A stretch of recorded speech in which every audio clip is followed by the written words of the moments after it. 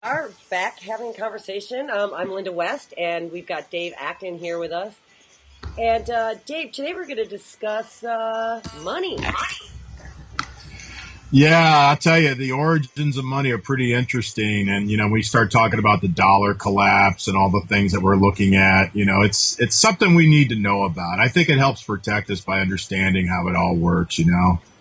Most people don't really understand the origins of it. What do you think? Well, I had an interesting conversation on the radio show I was on the other day about this, about the Illuminati symbols on the dollar and the fact that the dollar has replaced pretty much having faith. It's got the symbol of God Hmm. on it. And then a lot of the Illuminati people will say, well, it's the Illuminati's, currency. And I started thinking about what that actually means. And it's like, if we only have faith that money can bring us things, then we only have faith in money. We stop having faith in human charity. We stop having faith that, the Well, it's, God or the it's, divine it's, source will help us, along the way, that we're not alone. What do you think it's about the that, Dave? handrails. It's the handrails of society. It's like, here's the on ramp, off ramp. Money is the way. And so if you're on the interstate driving through this beautiful countryside, yeah, you can look to either side and see these beautiful mountains, but you're still stuck on the interstate. So money's kind of like the interstate. Money keeps us on the handrails of society, even though there's so many other things going around, that we're surrounded by. And I think that's what you're saying. And I think we get sucked into the aspect that money's the only solution. And let's just get metaphysical for a second. Let's look at the Bible. The roots of all kinds of evil are money. It says so right in the book of, I think it's First Timothy or Second Timothy.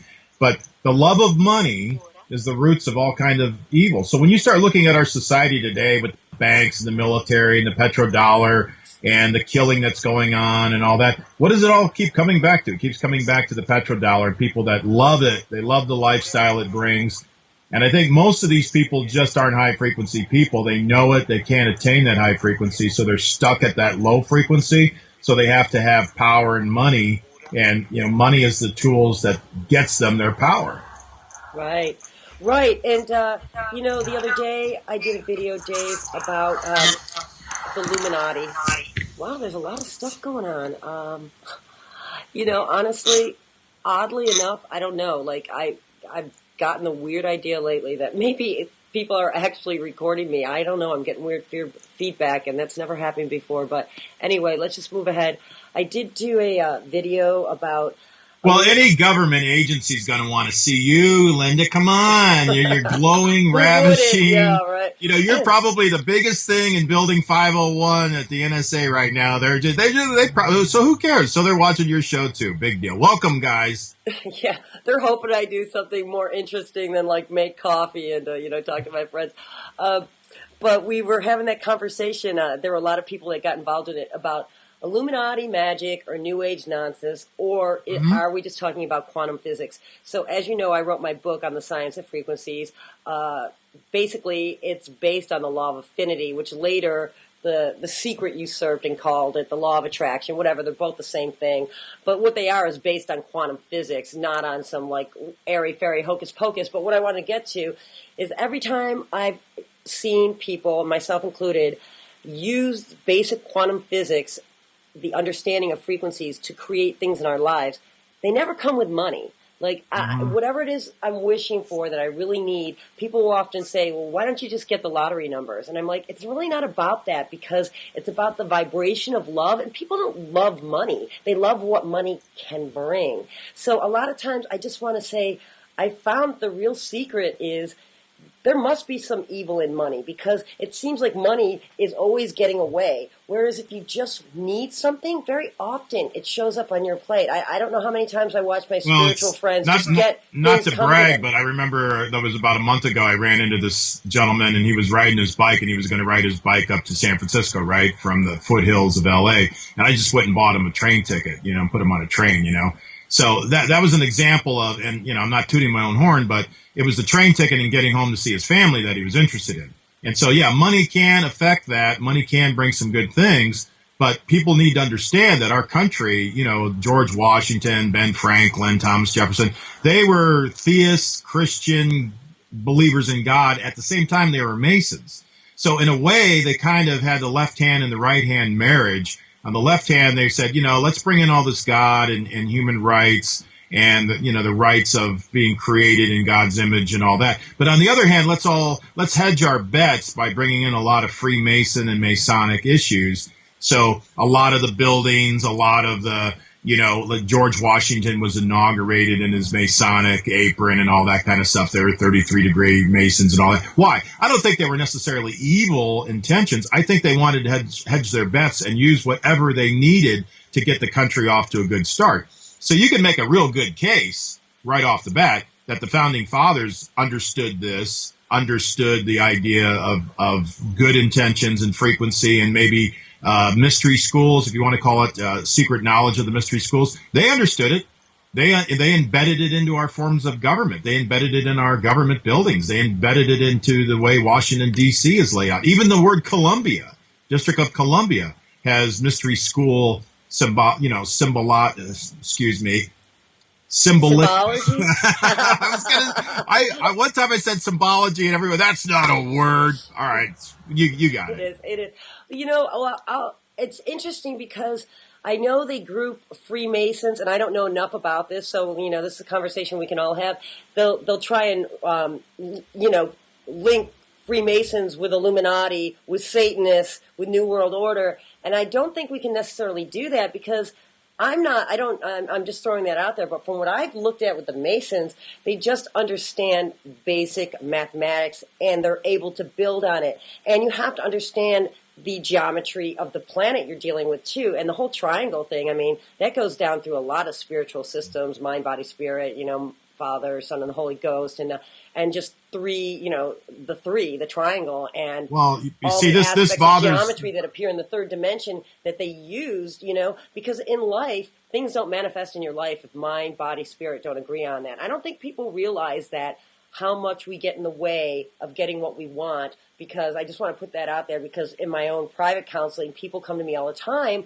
And they'll want to get things in their life, and they'll be like, am I a bad person? Why aren't I getting this? It might just even be the love of a person.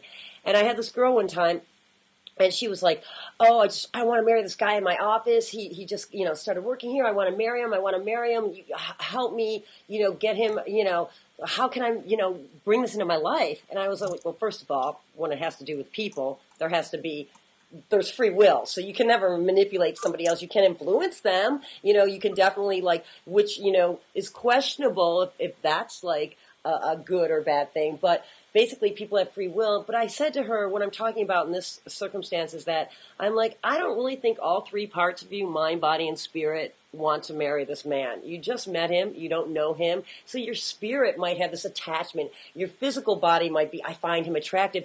But on a mental level, you have to be going on a basic rational level. I don't know this person. Of course, I can never marry them. We all know things turn around once you get to know somebody. Well, I just said to her, just to finish up, sorry, Dave, is that take a smaller step. What can all three parts of you agree on? Coffee? Do you know for sure all three parts of you are willing to go to coffee with this guy? And as soon as she got a yes from all parts of herself, that's exactly what happened. So most of the time, we're standing in our own way by thinking too big. And it's not that we can't achieve big things. It's like we're really not ready for that. Some people are ready to go from here to instant stardom. But most people aren't ready to let their whole life, because what happens?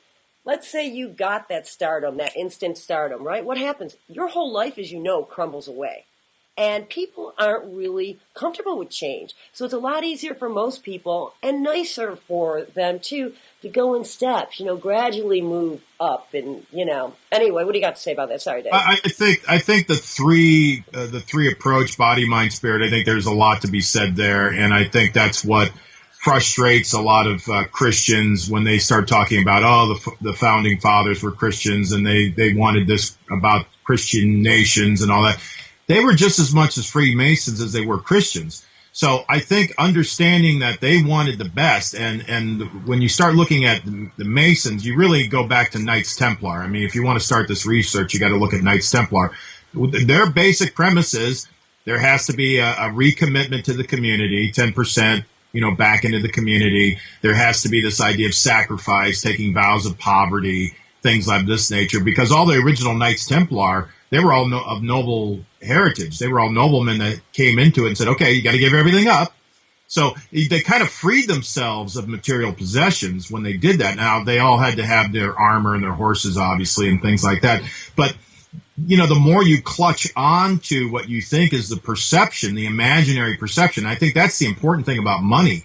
It's a con job on those three parts of yourself, because now you're seeing money as your mind, body, spirit. Money's going to do it for me. And it's a cop-out. It's a handicap. It's a crutch. Now your body, your mind, your soul isn't really working at it. You got this imaginary value debt instrument, which is printed on paper. And this is going to do it for me. And it's kind of the ultimate of sorcery. I hate to say that, but why transfer your humanness over to a piece of paper?